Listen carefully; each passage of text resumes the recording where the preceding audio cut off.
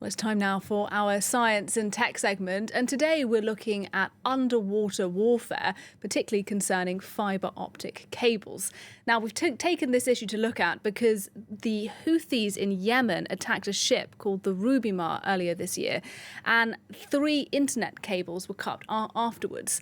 Now, most maritime experts believe it was an accident that the cables were damaged as the ship drifted. But with over 90% of Europe-Asia internet traffic running through the Red Sea, it's still a major concern. Now, Julia Seeger's been looking into this. She's with me now. Julia, do we know what happened in this particular incident I mentioned? We don't really know, actually, Yeah. but as you said, Nadia, the official version is that the anchor of the ship, of the Rubymar, could have scrapped the bottom and severed those cables. The Houthi rebel group has denied any implication in an attack, but Washington continues to think that there's an act of sabotage there.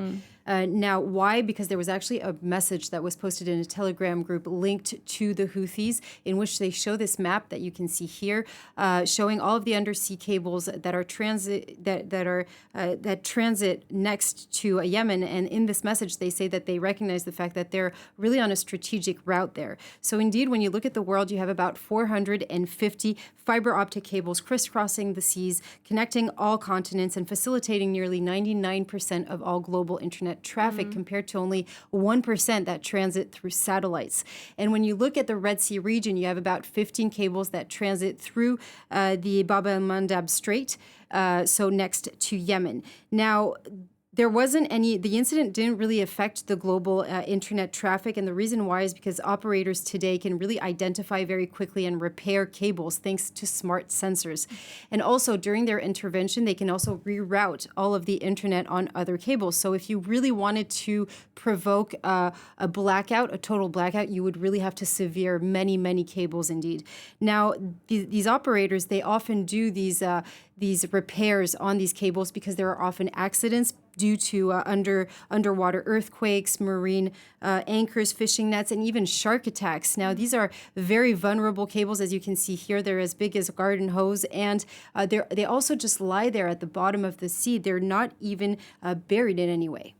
Now, this particular incident, as you say, Julia, didn't cause a lot of damage, but nonetheless, the issue has sort of reawoken fears of underwater warfare. Tell us a bit by what you mean by that. Well, the fear is that the prospect that this infrastructure of fiber optic is going to be increasingly targeted not just by states, but also by armed groups. The reason why is because attribution is very difficult because it happens underwater and because the impact is still very much there. I mean, these cables do facilitate, as I said, the transfer of a lot of data, let it be financial, industrial, administrative, but also more and more because of connectivity, it's very much linked to the supply of electricity, natural gas, and even oil supply. So it's very strategic and it's very much linked to state sovereignty. And just finally, is it really, do you think, within the reach of these armed groups to sabotage cables under the sea? Well, degrading a sea cable is actually quite easy. You can do it in a very frugal way with scuba divers and huge scissors, like literally. Wow. And especially in the deep sea, in the Red Sea, because the depth of the water doesn't exceed 300 meters. But severing it completely takes a little bit more skills. Now, when you operate near the shores, it's easier because it's shallower, but you have more surveillance. And if you operate offshore, then you have to have tech capabilities to go deeper to get those cables.